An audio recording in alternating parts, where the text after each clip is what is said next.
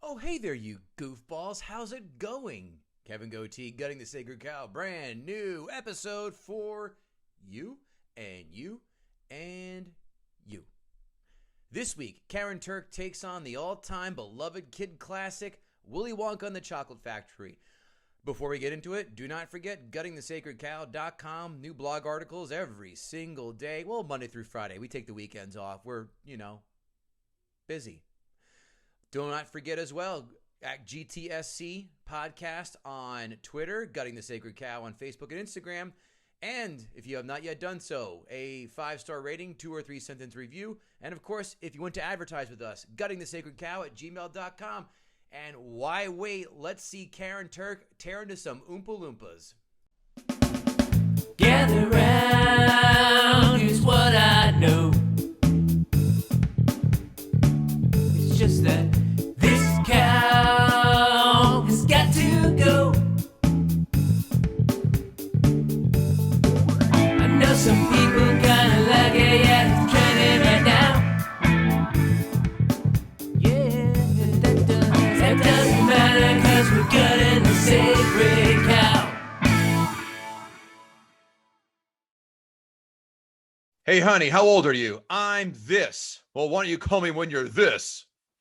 Kevin in Israel, name that film. Well, I know that that was your Rodney Dangerfield impression. So I'm going to have to just guess a Rodney Dangerfield movie, Back to School. It is easy money. Wow. I don't, you know what? I haven't seen that movie in probably 30 years. Good. And I just rewatched it a month ago, and there are 5 funny parts in the entire film. Got on iTunes for $5 ago. It's about right. And I love Rodney, as you know. Kevin Gootee, Kevin Israel, we are back. Excited. Here we are. Another episode. Make sure you've liked and subscribed to us on iTunes, Spotify, iHeartRadio, YouTube.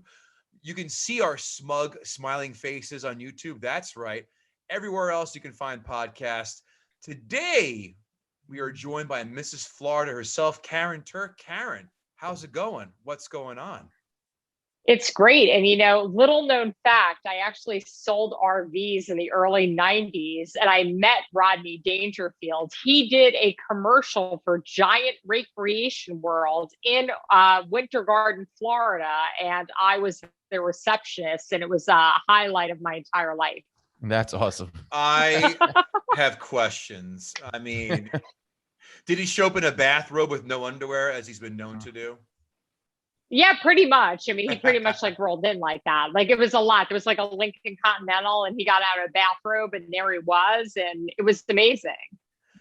I would have talked his ear off for the entire time, but I did.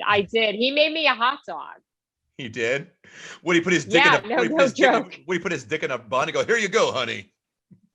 He kind of alluded to that, but he actually made me an actual hot dog. I know Rodney, goddammit. That's hilarious. Cool. Yeah. Karyn, what are you up to? Tell the folks where we can find you and what your projects are. You can find me on Karyn, Karyn, Turk, Turk.com or behindtheheadlinestv.com.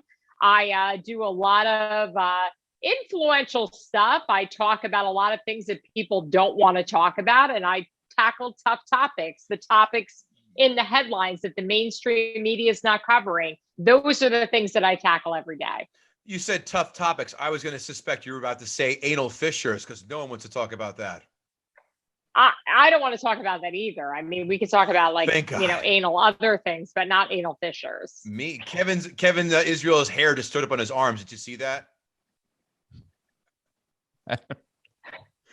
Well, not all of them are all winners, right, guys? So, Karyn has come on to talk about a film that is, I would say, one of the most beloved kid films of all time.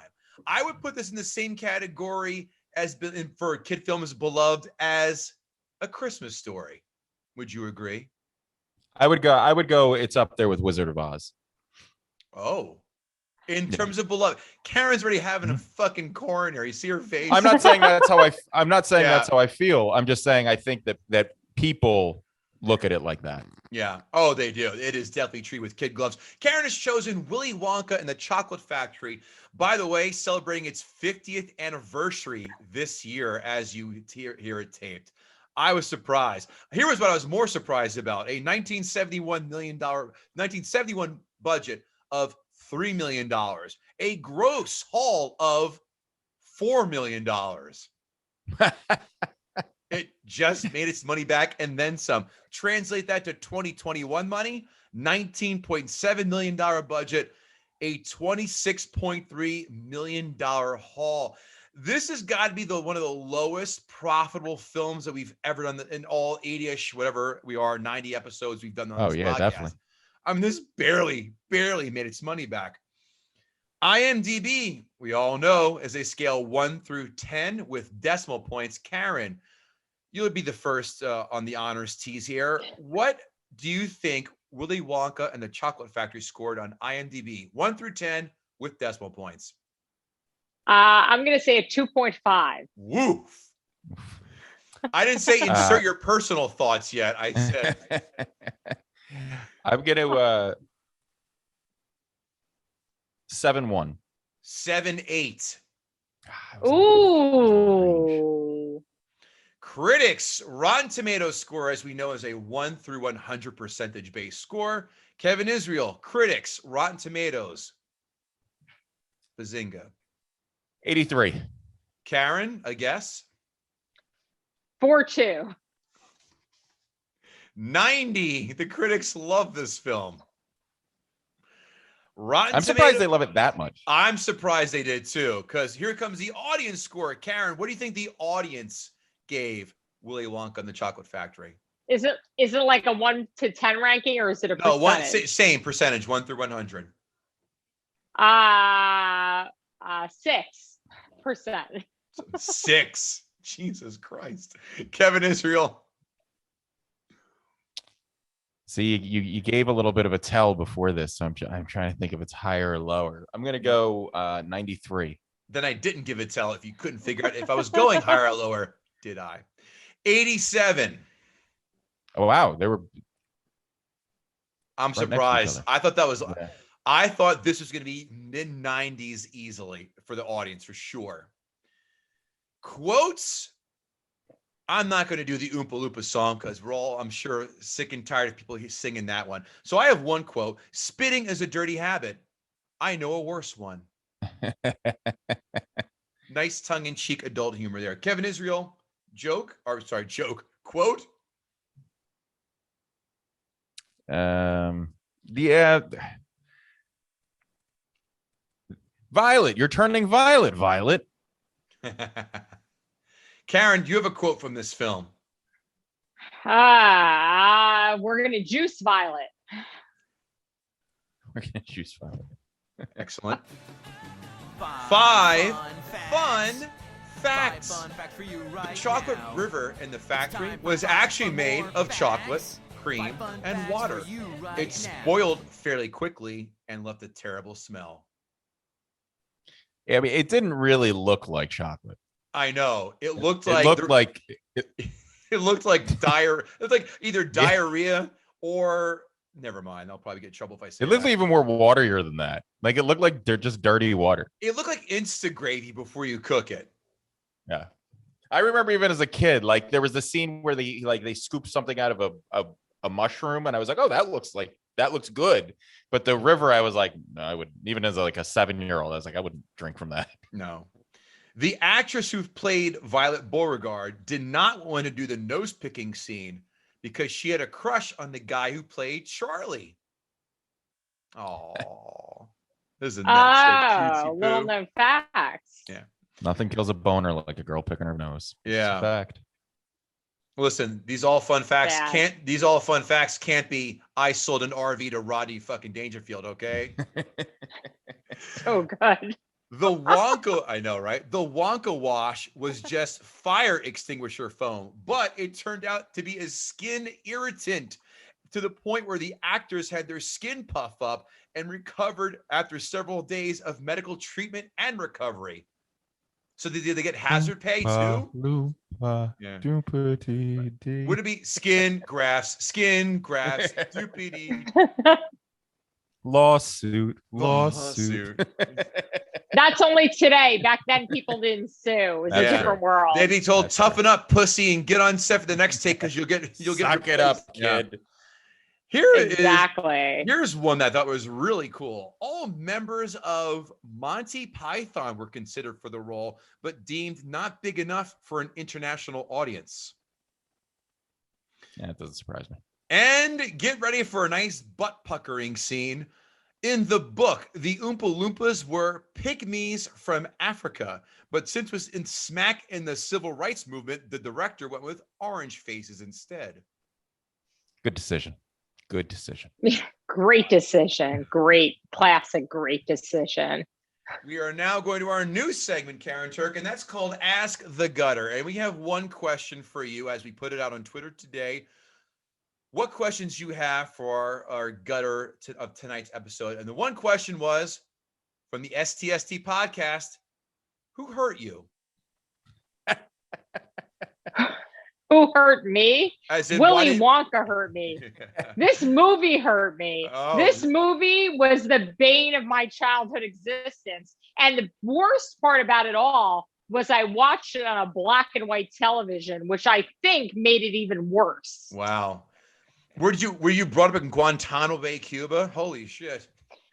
All right. I know. It would sound like it. I mean, my parents escaped the Holocaust. I'm a first generation American. So like color TV wasn't a priority. Was it one of those little black and white TVs too? Like the little... 13 It was a 19-inch. It was Yeah. a 19-inch. It wasn't a 13-inch. It was a 19-inch. So it was like kind of substantial. I mean, 19 inches Yeah, bigger 19. and better. That was a decent Yeah. size back then. Yeah. All Yeah, right, I mean, all no right. remote control or anything like that. All right, Scrooge McDuck, stop bragging over there. Kevin Israel, I think Karyn is just ready to go at this and just completely pour sugar in the gas tank of this film. So let's have Karyn Turk get ready to gut the sacred cow. Your Honor. All right, the grandparents in bed, that was the worst part of the entire movie. Who has all of their grandparents in bed at the beginning of the movie? You want to tell me this movie wasn't awkward? The beginning of the movie is all of the grandparents in bed together. There's something very, very wrong about that. There's something very wrong throughout this entire movie. Gene Wilder is weird as, can I curse on this? Absolutely. Yeah. Weird as fuck. Right. The entire thing plays out like some weird, eccentric pedophile weirdo who's giving out golden tickets to kids. You know, the random kids that get picked are all brats. I mean, the only one who's a decent human being is Charlie. And Charlie's like this like poor kid that it almost seems like Willy Wonka wants to take advantage of. I mean, I feel like he was like grooming him throughout the entire movie.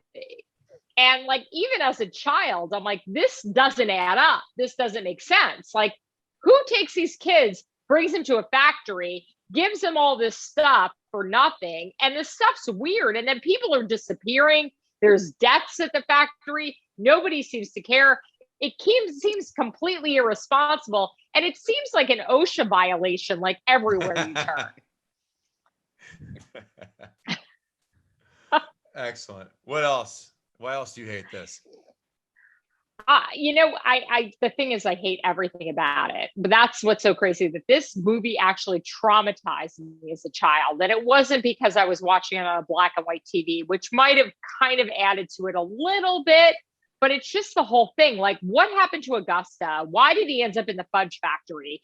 Violet's blowing up like a blueberry. Then they're going to juice her. Like, the whole thing is extremely disturbing. And even like watching it today, like, this is not something that I would have my children watch, you know, raising their kids in a new and inclusive environment. This movie is just like one of those things that I feel like in every way woke culture should frown upon, but in its usual hypocrisy, woke culture loves it. Do they though? I mean, this one's still that much love. I don't. We'll find out. Got it. So How do you feel about the musical aspect of it? I like a song. I pretty much spend like about 3 hours of my day singing to my dog on a daily basis, no lie. So I can kind of relate to the whole musical aspect because I feel like my daily life is a musical. Like every day I kind of go through life like singing to people, and I have a really bad singing voice. So that part really resonates with me, but that's pretty much the only part of the movie that I even can tolerate. Does the dog ask to be unrescued after you sing to it?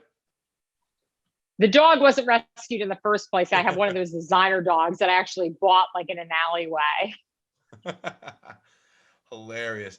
So, not a fan of this whatsoever, I say. Okay. No, it's bad. What about, I mean, as a kid, you weren't like, the idea of a candy factory is so cool. And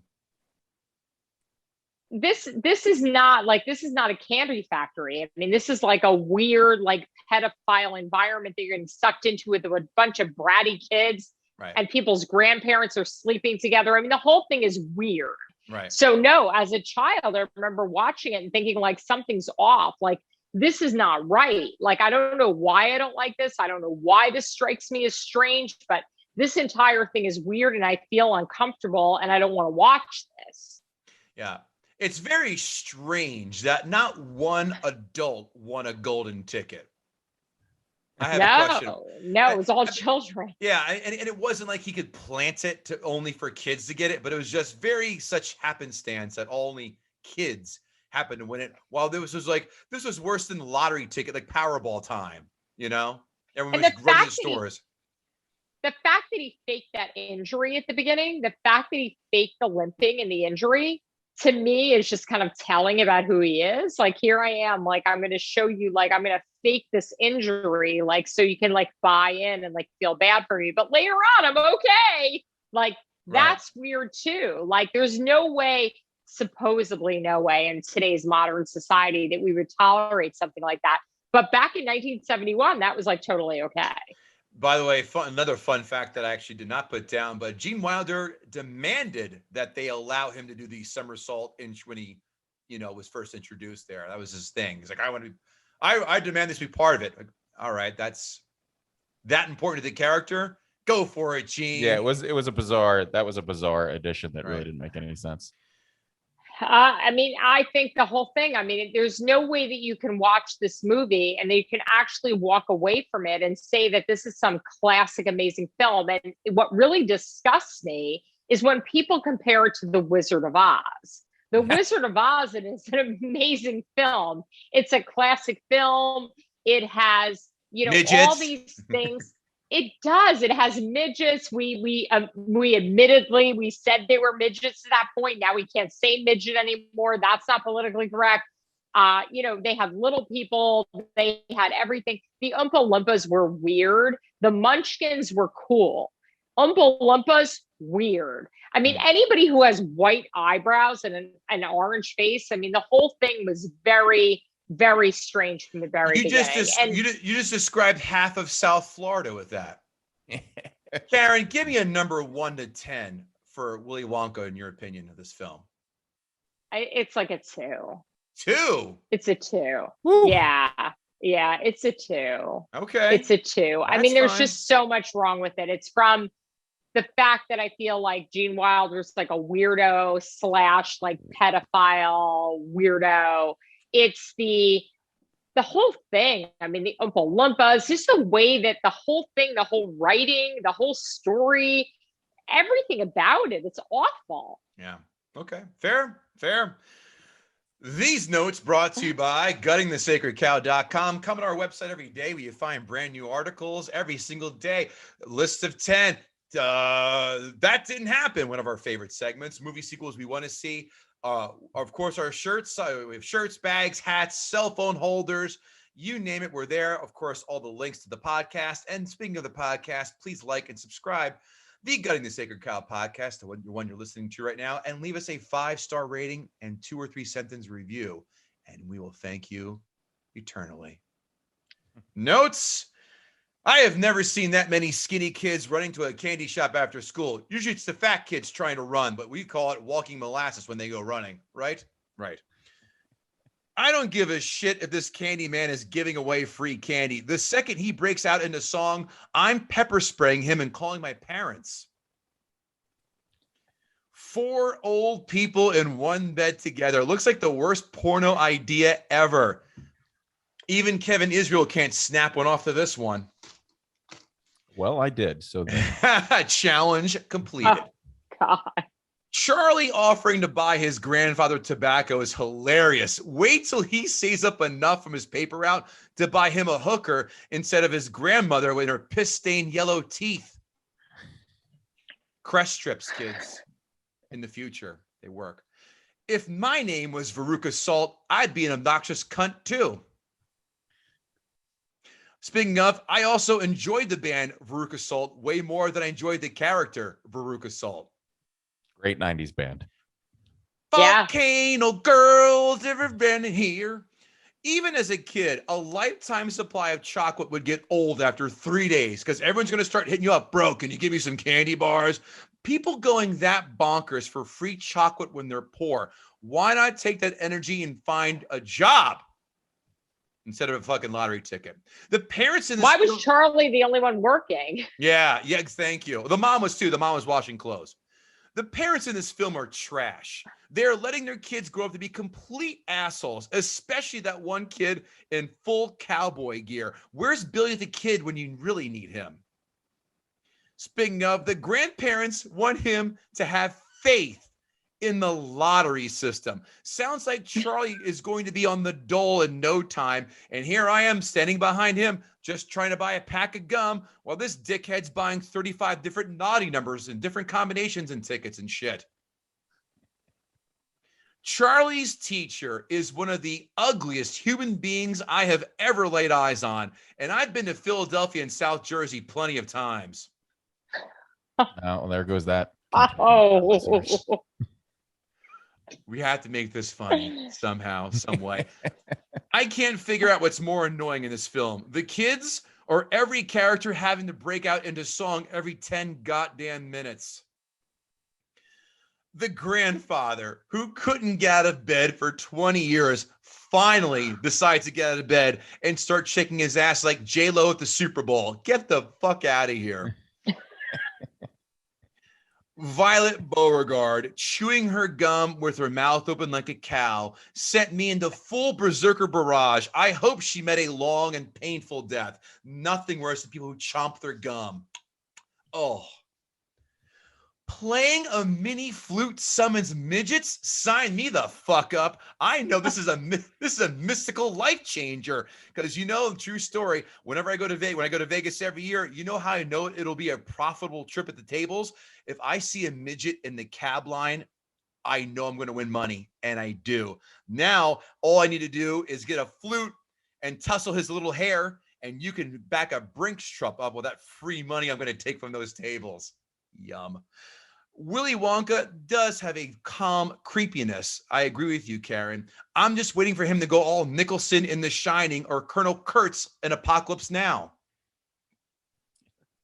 I've spent a lot of time in this movie wondering when we would see that shot of Willy Wonka that created the millions of memes that we see now on the internet. Answer, it's at the 1 hour and 9 minute mark. The one we tell me more, that one.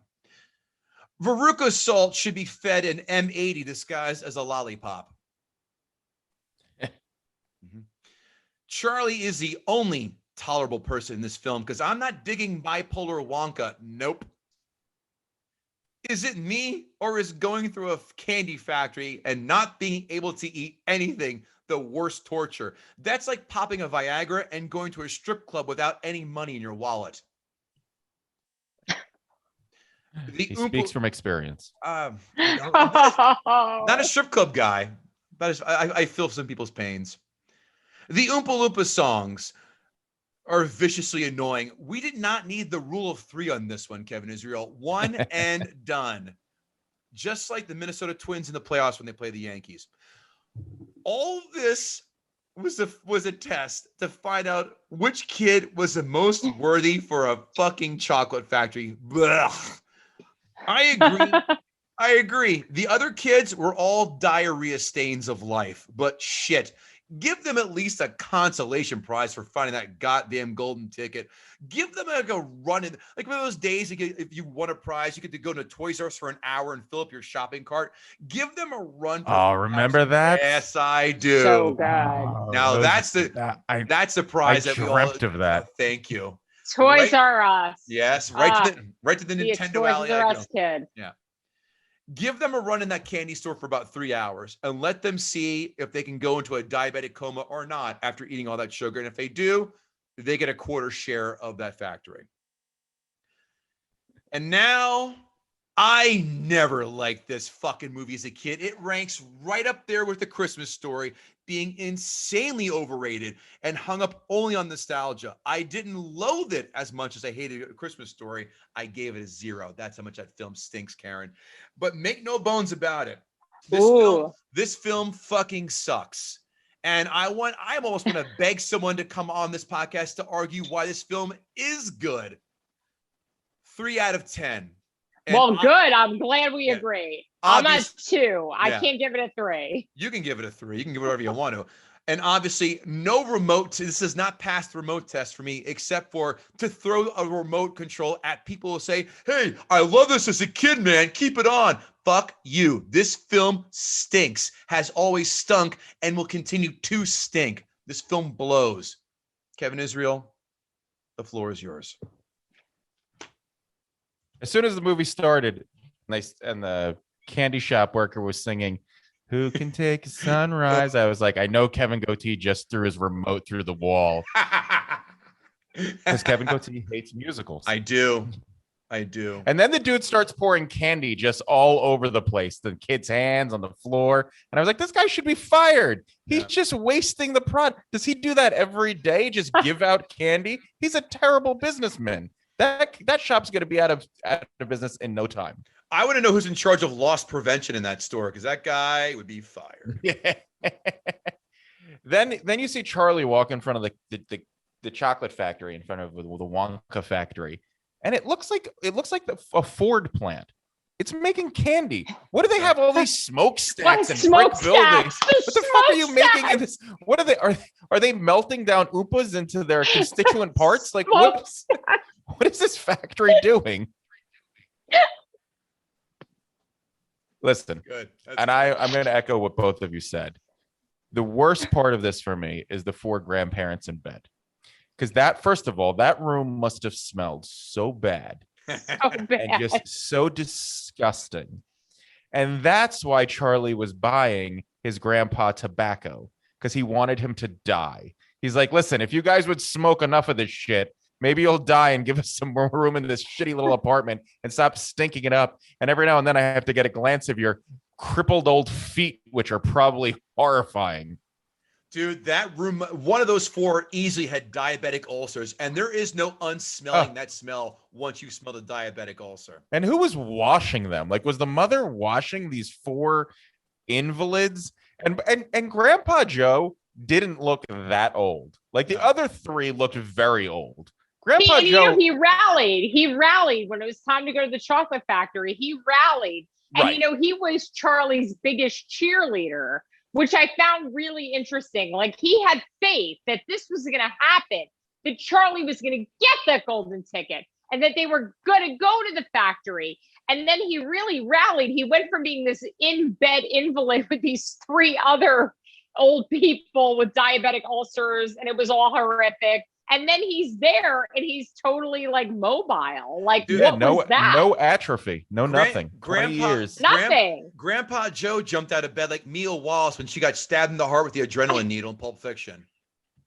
Yeah. And by the way, if I was Charlie's mother and he got the golden ticket and Charlie was like, I want to take Grandpa Joe, I'd be like, fuck you, you little piece of shit. Yeah. I'm going to the chocolate factory, not that lazy asshole that's been sitting in the bed for 2 decades. What are you, nuts? Yeah, but he sang the song. He was ready. He was ready to get up and be a part of the musical immediately during that whole shit show. Then the mom sings "Cheer Up, Charlie." Yeah. How about "Cheer Up, Mom"? You don't get to go to the fucking chocolate factory. How about "Woe is me"? Yeah. My ungrateful son is taking his jerk off grandfather, who's probably got one foot in the grave and hasn't left the house in 20 years. What, you want to bring old leg braces and rickets legs over here?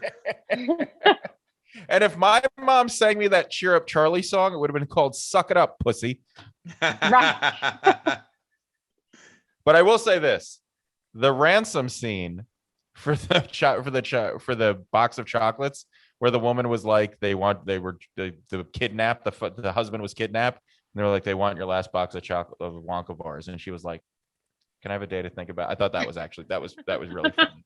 You didn't Just see the that? whole world- You didn't see that coming a mile away? I honestly, I know I did, Oh, but okay. it's still it was one of those that it still satisfied me.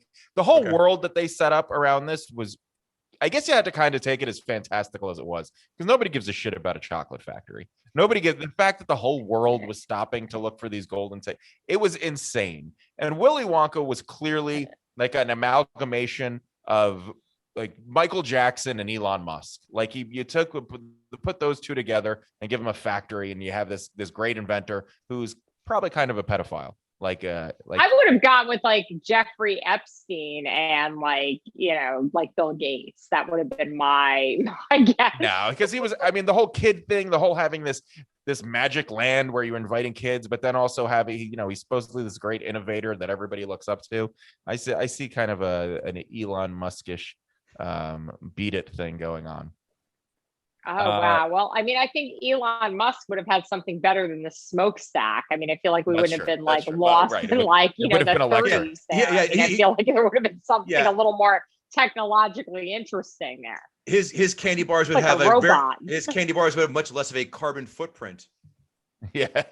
Yeah, there was a lot. I mean, there was a lot there that was just weird. It was just weird. I mean, that's why like I feel Bill Gates was like weird. Like I feel like Elon Musk is like space and Bill Gates is like weird Google weird, like still like Earth weird. Fair. That's fair. If they didn't have English accents, and nobody wondered why this guy with a scar on his face was popping up everywhere. Like no intrepid newsman was like, "Hey, that guy's been at every one of these appearances." Like he was in the guy's factory where they were Veruca Salt's factory, and he dragged her up. And the father wasn't like, "Who the fuck are you? Why are you grabbing my kid?" And then whispering in her ear. Like nobody put that together. That it was a little weird. These are just blind people who are lost in their chocolate fever. And the fact that Charlie didn't open up that thing. After all of that, he opens up that thing and just goes, he didn't scream out like, "Fuck me, I won." Like, sprint, like he was just like, "Oh, okay." And then just kind of, and then it took some random stranger to grab him. And by the way, those people would have all been wrestling that ticket out of, if this world was as in love with Willy Wonka and this whole contest and this random little, and they just found out that other ticket was counterfeit, which is a super shitty thing to do, but would have been done a lot more than once. All of those poor British people would have been wrestling that ticket out of Charlie's hand and beating him in the gutter to get it from him. Yeah. If people are getting shot people getting shot for Air Force Ones, you don't think they're going to kick the shit out of a kid holding a goddamn chocolate ticket? Yeah. And as a lawyer, I fully supported all of them not signing that contract. There was no way I would have ever, if that was my kid, I would have been like, "Nah, fuck it. We're not going there because you're going to get probably sucked up a chocolate chute and killed. We're eaten by a bunch of orange midgets." Yeah, poor Augusta. Speaking of the Oompa Loompas, I don't care what story he told about how he rescued them from some island and brought them back. This was a slave situation. He enslaved this entire race, this entire species, and brought them there, and then was making them make his chocolate. That is, you can't dally this up all you want, but he was running a sweatshop with magical midgets. That's what was happening. You know what I said earlier in the show, and you kind of dismissed me over this whole woke culture thing, and I can't believe that woke culture isn't like saying that this movie should be canceled, because meanwhile they want to cancel like, Snow White and Sleeping Beauty and, princesses and non-consent and, people are trying to kiss them. But yet all of this is okay. The enslavery of the Oompa Loompas, the fact that, it's a weird, dynamic, and this guy's like a pedophile, but woke culture people are totally fine with this, but yet Snow White is bad. You know what made it okay for Gene Wilder to have the Oompa Loompas? If you would have played the theme as they walked in.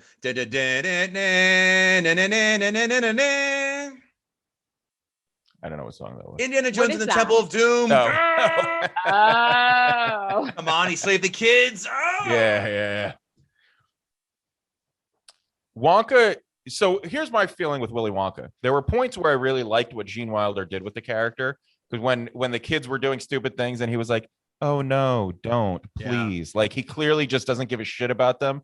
I enjoyed that level of ambivalence where he was just clearly trying to get to the point of this contest, and he knew it was happening.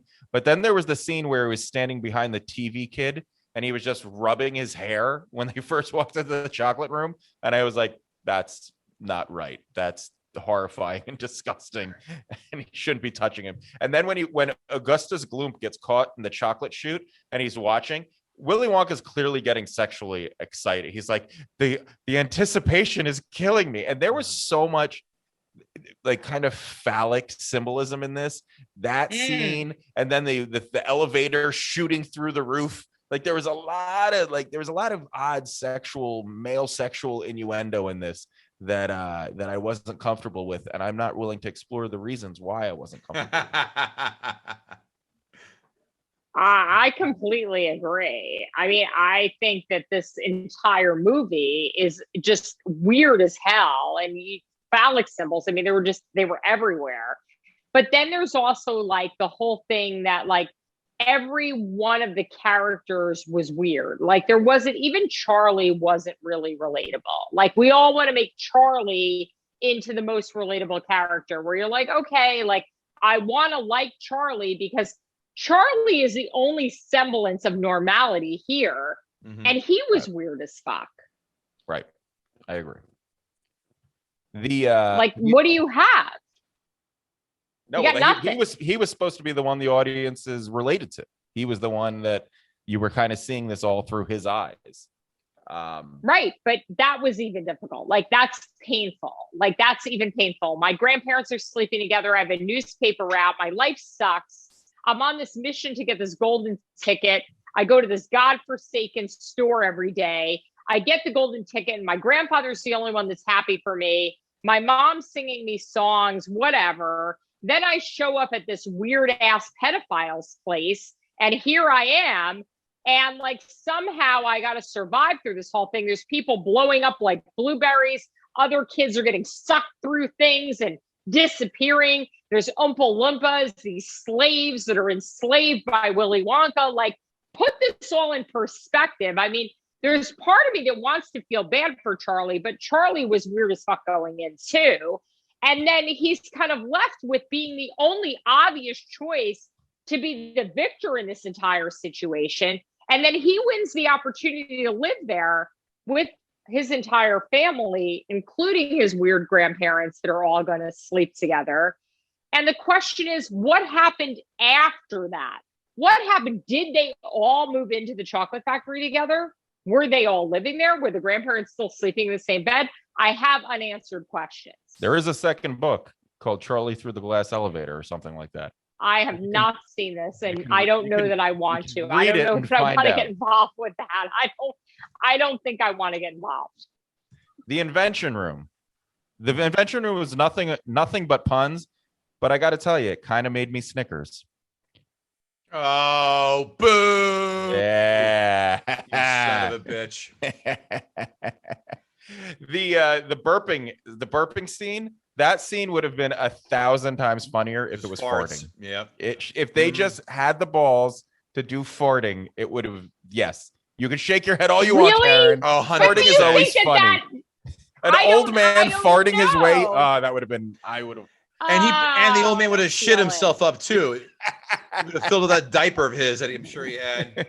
Knocked out his pouch. I gotta go to the bathroom before we. Your Grandpa Joe sounds a lot like your Doc Brown from Back to the Future. Did you know that? Yeah, it started out as feeling like Grandpa Joe, and then suddenly it ended up as Doc Brown. Yeah. Kev, when you mentioned a meme, I was sure you were going to the you get nothing, you lose. Good day, sir. Yeah. That's the meme I always took from this. No, it's the one with And Jim I'm surprised I didn't say it in the quotes. Okay. Yeah. Noted. Lastly, when Wonka goes at the very end, I had to find a child. I was like, you There couldn't it have is. you just left it. He had to, that one little last, and he said it was so wide-eyed, and they had to feel that it was just a little, like, it was all adding up to feel very creepy. And and Karen's right. The fact that they all came to, it's like, you can come live with me at the chocolate factory, Charlie, and your family can come. They'll live in a very far away wing from where we live, though, but they'll be there too. But that's the comparison to Michael Jackson, which I totally get now. Like, you're so right. Like, that's so like the Neverland Ranch. Like, it's so weird and so creepy. Right. But even as like a young child, like, this movie was in 1971. I don't want to date myself, but I was pretty young when I saw this, maybe 5. And the first time I saw just did date movie, yourself. I was like, I don't ever want. I did. I totally dated myself. I don't ever want to see this shit again. I don't ever want to watch this. And what's crazy is throughout my life, I've had all these people be like, oh my God, that's my favorite movie. What a great movie. Like, that's such a classic movie. That's a great movie. And I'm like, what? Like, are you kidding me? Like, that was the scariest movie for me as a kid. Like, I thought I was going to get abducted and end up in a chocolate factory and maybe like explode as a blueberry, get sucked up in some fudge tunnel, and my life was going to be over, and then I was going to be living with a pedophile. And you make a great point, and I'm surprised neither of you brought this up. The boat ride. That boat ride scene scarred me through my childhood. Why did we need to see a chicken get its head cut off? Oh, I forgot about that. That left me just shaken. And I didn't understand how, and I think the book is a little bit darker than the movie, and I don't know if that's where they were trying to incorporate, but that scene in that, and he's just going, and the boat is moving faster, and he starts singing that creepy song, and even the father is like, oh, he's singing now, and it's like, well, no shit, you're in a musical. But that whole scene in the boat was just so, and then they show the lizard eating something, and the whole thing just felt so unnecessary. And I don't know what the point of that was, other than just to scare the shit out of the kids who were supposed to be watching a kids movie, and you have to see a chicken get decapitated. I don't know where that came from, but even with that, I don't hate this movie. I actually blocked that out. I think I was so traumatized as a child that even when you mentioned I traumatized. Totally I don't remember that. Like, I blocked out. Like, they might have to hypnotize me to get that back. So for me, I do not dislike this movie as much to the two of you. This wasn't a favorite movie of mine, and I can't imagine anybody saying this is their like favorite movie. But for a musical, it has very few musical numbers. There's not a ton of musical numbers. There's songs in I would just like to go. I would like to go on the record. Compare this to like a real musical. There's not that many musical numbers in it. Dude, there's a lot more spoken dialogue. There was at least five or six songs in this film for an hour and 40 minute, whatever it was, 50-minute film. There are at least Oompa Loompas 3 already. And they're all pretty short. I mean, real musicals have long musical numbers.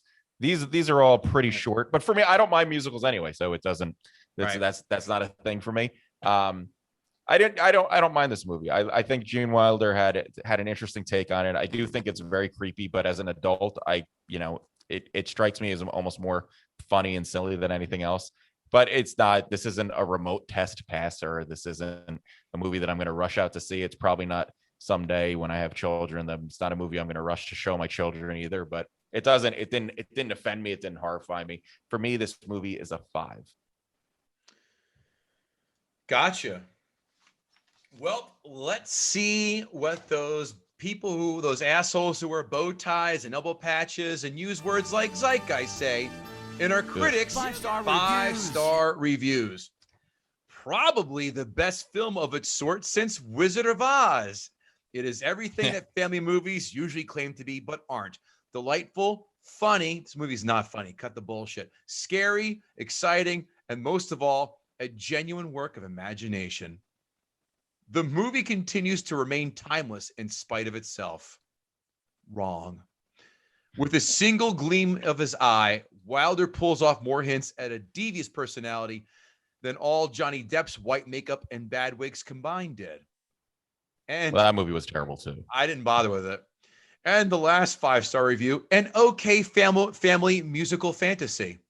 That doesn't sound like a 5-star review to me. That's 5-star. Yeah. Very low bar.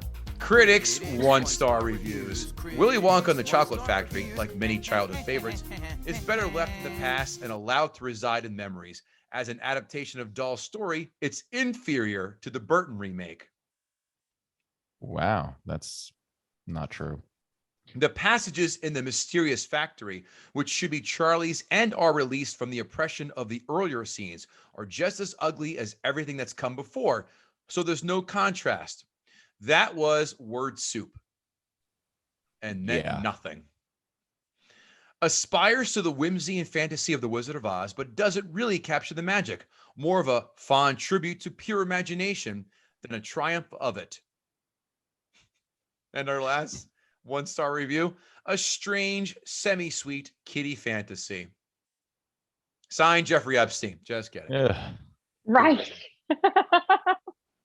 Can we get a watch list on that Amazon user? I'll have to go back and dig that up, but that's someone who needs to be tailed by the FBI. Amazon 5-star reviews. Classic film we sometimes watch in my friend circle. Friend circle. Let's just. Is that actually saying circle jerk? I mean friend circle. I knew you were going to go there. It's a film you can't stop watching. Watch me. We are in our 20s. We got tired of connecting the VHR to the TV, so I just decided to buy the DVD because of the low price. I may have to get this on Blu-ray soon. The DVD was in great condition, and the quality was just fine and clear. P.S. The book is pretty awesome, too. I remember reading it as a child. So there you go, Karyn. What year was that review from? What year was that? These are all Blu-rays? These are all current. These are all current reviews. I remember watching them when I was younger, and I'm so happy to have them on Amazon so I will not lose them. No fingerprints in cleaning them, and they can never break. I can watch them anywhere with the kids on my laptop with my Amazon. This is great for the vacation nights when it's time to settle down. I buy all of my movies this way now. They take up no room in the house, no finding the wrong movie in the wrong case. So there are benefits this way. I am very happy with all the movies I have bought from Amazon. Wow. Well, I've said this before and I'm going to say it again. I think that if you have a child that's between the ages of like 5 and 13, you should encourage them to go into the field of psychotherapy when they get older, because there's going to be a lot of people that are going to need psychotherapists. This movie is evident of that. I feel like I needed psychotherapy after watching it as a child. And the fact that this next generation is going to expose their children to this yet again, on top of everything else that's happening, therapist is the way to go. I'm more convinced that this person decided to write a review for Amazon describing their logistics in their house. Yeah. Well, that is a lot. This movie is authentic. This is a good one. This movie is authentically cool and nostalgically cheesy in some parts, and all the more endearing because of it. Willy Wonka belongs to the time of films when most everything was made by hand, and children's films were at heart sweet, endearing, family-oriented affairs. Some of my friends, we're in our 20s, by the way, want to know what happened to such films as Willy Wonka, Hook, terrible, and the wonderful hand-drawn illustrations from films even as recently as The Little Mermaid, Lion King, and Aladdin. I grew up on these, and I'm sad that everything is so CG and driven by extraordinary, cheap, vulgar humor. And what about fantastically done versions of classic books like Black Beauty, The Secret Garden, and The Little Princess? I grew up on those and loved them dearly, or others like The Sandlot and Angels in the Outfield. Where are these movies today? Why are these movies being still made? Where are these movies? They're on Amazon. You can get them anytime you want. Just ask them. And I'm confused. I don't know how you can compare like The Lion King and The Little Mermaid to Willy Wonka. Like again, I'm not saying The Little Mermaid. Age of Innocence, but Willy Wonka's not innocent. Willy Wonka, that's not innocence. Yeah. Like this is weird. Like, this isn't stuff of like childhood nightmares and therapy and weirdness. Like Little Mermaid, like that's innocence. Like, then you meet the prince and Eric comes and, you have a fork and you don't know what it is and you're happy. That's a totally different world. A fun movie with the late Gene Wilder. He opens his chocolate factory to the lucky finder of a golden ticket, and the main child in the story, Charlie Bucket, and his grandpa Joe win the last ticket. He joins the group of 5 children and 1 guest each on a tour. Crazy things happen throughout the story. Signed, no spoilers at Netscape.com. Last one. I never saw this movie when it first came out in the early 70s, but on a recent trip to Las Vegas, my sister and I played the Willy Wonka slot machine. Apparently, it's a penny machine, and had a blast sailing down the chocolate river and getting those Wonka space ride bonuses. I was sufficiently intrigued by the video clips on the slot machine to rent the movie from Amazon when I got home. The first time a slot machine has ever influenced someone to watch a film, Kevin. I never thought I'd hear a review that said Sailing Down the Chocolate River. It's a different kind of movie that we're talking about. That was a metaphor. I was waiting to go, here we go. Here we go. Amazon 1-star reviews. Waste of talent of Gene Wilder and Jack Albertson. Very dated. The script has one of the bad children is fat and greedy. Sets are obviously fake and cheap. Workers at the factory are in terrible makeup. Scary for the children. The bad children disappear. Are they all right?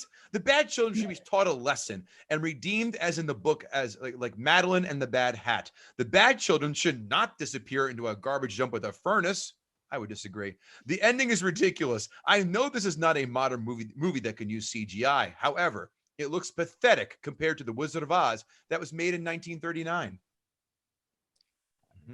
I said that at the beginning. I said that how can you make the comparison between this and The Wizard of Oz? There is no comparison. And I mean, you look at the the graphics in this movie, like just the whole, like the everything, like The Wizard of Oz is head and shoulders above Willy Wonka. There's no comparison. None. I bought this movie to be a part of our Celebration Extended Day program was having. Grammar. I placed the order on Wednesday. The order was placed in plenty of time so that it would be delivered the next day. The celebration was going to be on Friday. I looked the next morning at the order and it said it would arrive at 10 p.m. that night. It did not arrive. I checked the order status today, Friday, and it says arriving today, 10 p.m. I thought maybe it'll arrive early and we can still watch it. By 2 p.m., we decided to cancel the pizza and wait till we got back from spring break. We were also going to make candy. The kids won a contest against the other extended day programs for a video we made about Motown to celebrate Black History Month. The video ended with the kids singing The Candyman. Sammy Davis Jr. was part of Motown for a short time. Then I found out one of the students have never seen an Oompa Loompa before. The candy is the prize they won from an office for winning first place. My sister and I were buying the pizza. We were going to surprise the kids with all this today. And unfortunately, it didn't happen. What the fuck just happened? That is like ADD at its finest. Like, that's I don't even know what to say about that. That was someone who That person spent all that time typing that out. And it was so disjointed. I like how at 2:00 they're going to cancel the pizza. Like, couldn't you give it a few more hours for the pizza? I mean, you could still have pizza and enjoy your day. Did they just copy and paste their entire their diary into a fucking Amazon review? Yes. Yes. Thank God they left out Captain's the part. log, Yeah. day 35. Went to the bathroom at 1:34 p.m. Went to the bathroom at 2:15 p.m. Should not have had. It was a Indian little food. loose. I'm concerned. It looked like the river in Willy Wonka. Oh. Am I alone in thinking this movie is the worst movie of all movies? I hated it. Next one, to the point. Willy has lost his fun. Did he? That sounds like what a guy says when he can't get it up. Yeah. Hey-oh. Willy has lost his fun. Spinning bow tie joke. Great. Last one, and this one is a goddamn doozy. I hate this movie. It is crap. It is clear that Wonka is a full-on villain. He is a child murderer. We copy and paste here, Karen. Sure, those kids are behaved, but they're only children. They don't deserve to die. I mean, There, misspelled, is no possible way that Augustus can breath in that pipe. I mean, think about it. Really, Augustus falls in a mixer. Okay, he's obviously dead. Ew, blood everywhere. Then Violet explodes. Ew, more blood. Then he says, they always become blueberries. Who the heck are they? How did he know that? Then Veruca falls to her death. She held that note way too long to get stuck. Then Mike TV shrinks to get stretched to death. Then Willy Wonka tells her, while swinging the bag around, that young boys are stretchy. Again, how the heck would he know that without doing it on a little boy before? He could have done it on one of his Oompa Loompas, so he must have had a little, he must have a stole, oh my God, stole, S-T-O-L-L. Oh, I'm like, what the fuck, Stoli? Did they have to say Stoli Vodka? Stole a little boy to stretch him until he riped in half. Oh, and I almost forgot, Willy Wonka doesn't give a crap about those kids again. Sure, the kids are crappy, but they still don't deserve to die. Signed, Dick Cheney. Oh, wow. What the fuck? That guy just created violence. He That's a No. lot. fantasized a bunch of violence. That guy That's created. a lot. This is what is wrong with the American public school system in America right now. Like that just sums it all up. That guy just created a war crime that should be tried at The Hague against the English language. That's what that was. A complete hate. That was bad. That was really bad. That's really bad. Kevin Israel, did Karyn Turk gut the sacred cow? Yeah, you know what? I think she did. Oh, winner, Ooh. chicken dinner. Yeah, I think you made a lot of fair, good points. I will also say that this movie sort of guts itself. It does. And while I still don't, I was hate it- surprised you hadn't covered it before. I was actually shocked. I was like, wow, this is such a given. This is such a given. Yeah, a lot of people listen. And as you know, people pick the films here. So you're right. In fact, it's funny. This is our fourth children's film. One of them I thought was an easy one was Land Before Time. That was terrible. Another one was Toy Story, which is amazing. And what was the other one we missed too? I forgot, Kevin. Oh, stop it. Toy Story is fantastic. It's a perfect. I like that movie. That's what I'm saying. I'm like, I can't. Like, how can you get that? Like, how can you get Toy Story? She tried. E.T. was. Oh, really? Yeah, E.T. Yeah, E.T. was. Still, I'm not feeling that. I like that movie. Yeah, I still like. I think E.T.'s coming. Like, where is he? Yeah. So I'll agree, Kevin, that this film definitely did a great job of putting the noose around its own neck. Cutting open its femoral artery, and then Karyn just came by, gave a little kiss in the cheek, and then kicked that stool right the fuck out from under it. Yes, she did. Because this film, she did. Kudos to you, Karyn. Well done, Karyn. Thank you. This is amazing, guys. I'm so glad you had me on. Thank you so much for having me. You're welcome. Karyn, tell the kind folk where we can find you yet again and what you're up to. You can find me on www.Karyn, Karyn, Turk, Turk.com. I'm on there. I do great videos. I go behind the headlines every day on America's hottest news topics, and I rip apart the topics and I give you the real news, not fake news that you're going to see on mainstream media. Kevin Israel, how about yourself? KevinIsrael.com for my upcoming dates. I'll be up at Foxwoods Casino again in June and in July. So check out when I'll be there. And we are also on the Clubhouse app. Yes. Every Tuesday and Thursday with rooms running through the Comedy Podcast Club. So if you're on Clubhouse, come check us out Tuesdays and Thursdays. We're running a one joke workout room where you can see comics work out their material. And if you're not on Clubhouse and you'd like to get on, reach out to us through Twitter or on any other social media, and we can get you an invite because Clubhouse is one of the fastest growing social media apps, and it's actually a good time. It's a lot of fun. And that's at 9 p.m. Eastern Standard Time, both Tuesday and Thursday, kids. So that's Kevin and I will run the room where you can come in, work your jokes out, and Kevin and I tell stories as comics on the road life. We read some of our old shitty jokes for everyone to laugh at because, that's always fun. And of course, guttingthesacredcow.com, where you can find everything you want. Gutting the Sacred Cow. Don't forget GTSC podcast on Twitter. Follow us on Instagram, Facebook, Twitter, Tumblr, classmates.com. You name it, we're there. It might even be MySpace still in the mix. You never know. As well as patreon.com/guttingthesacredcow. Karyn Turk, you've been a joy. You've been a blast. Thanks again for coming on to the old podcast. and we'll catch you guys all Thank next time. you. You're welcome. Thanks. Take care.